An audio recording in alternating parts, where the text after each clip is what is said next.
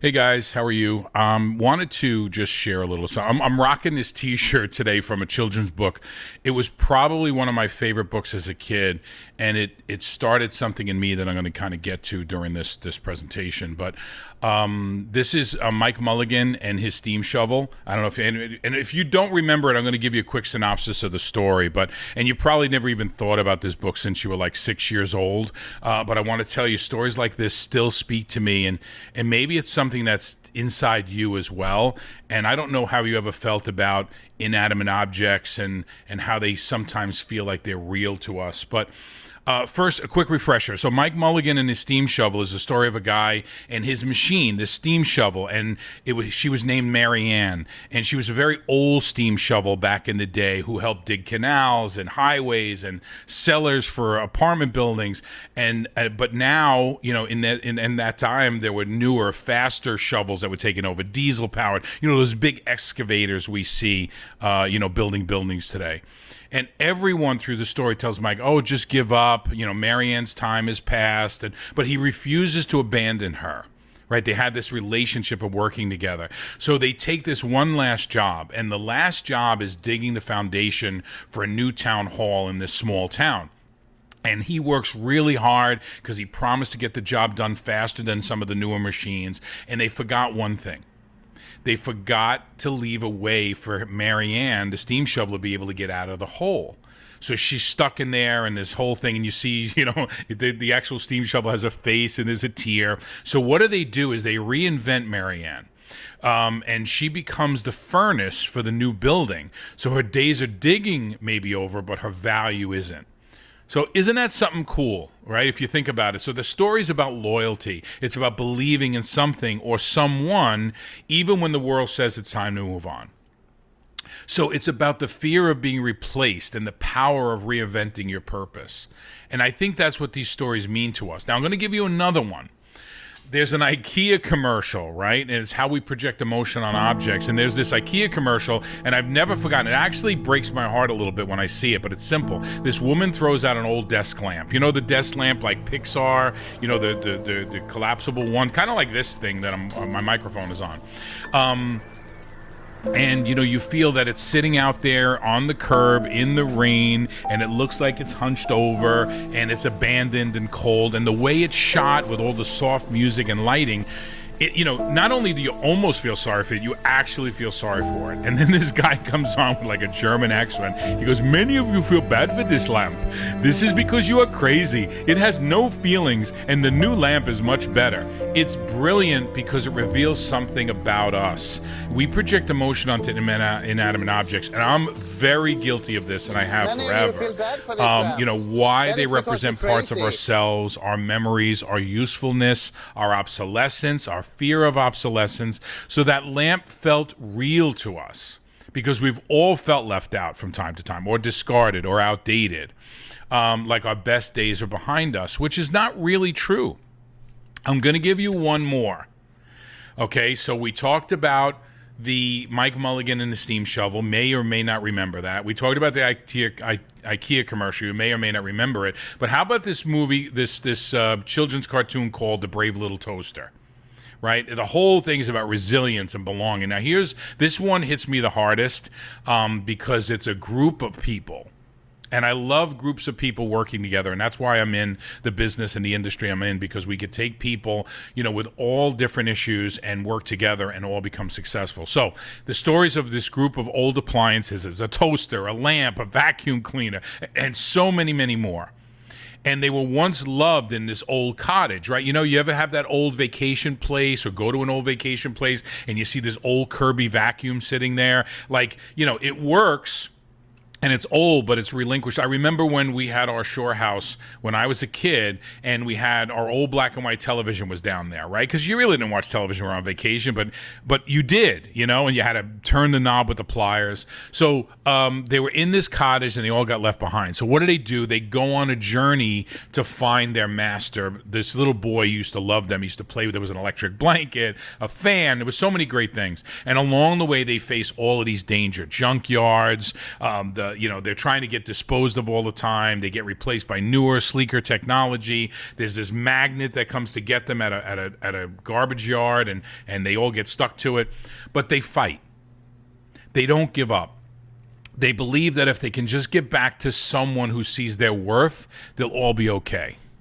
That's the story. It's not for kids. It's about resilience. It's about belonging. It's about how we want to matter, even when we feel like the old appliances in a world that's obsessed with upgrades. I mean, your probably iPhone 6 will probably still work today. Yes, there's certain things as planned obsolescence, but I don't want to get complicated.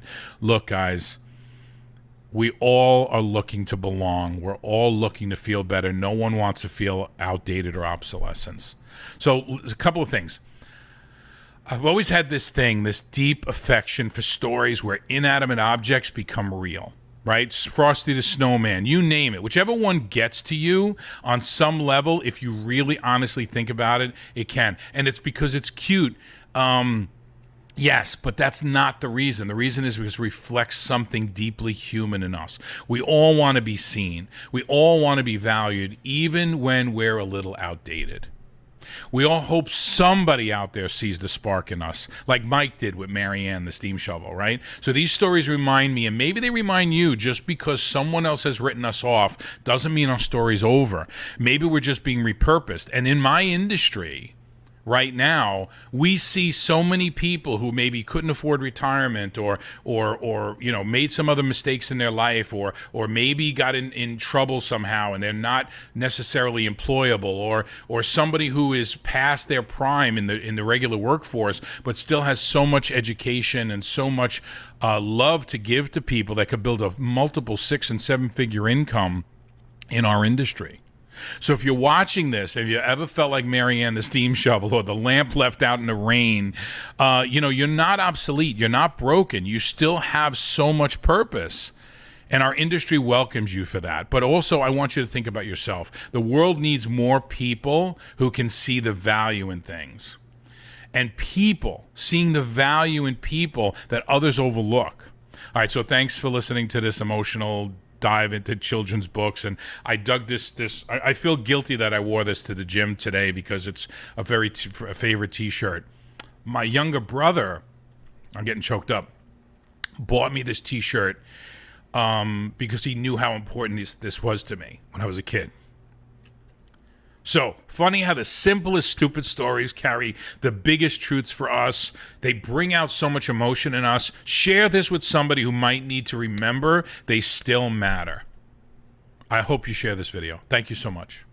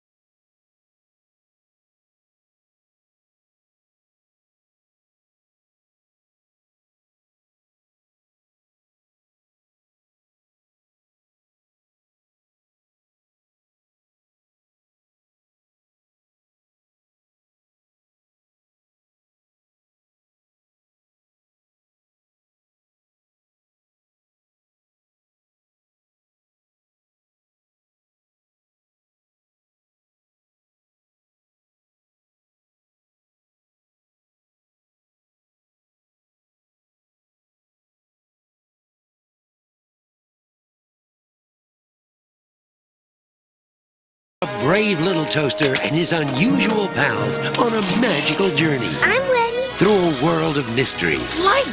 I see light! Fantasy. Laughter. and adventure.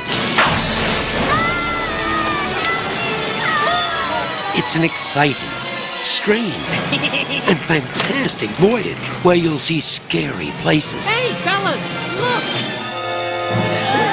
A whole lot of little creatures. Out of here! A few odd contraptions. But I can't open a lamp and a shaver. And some devices that are simply Remarkable.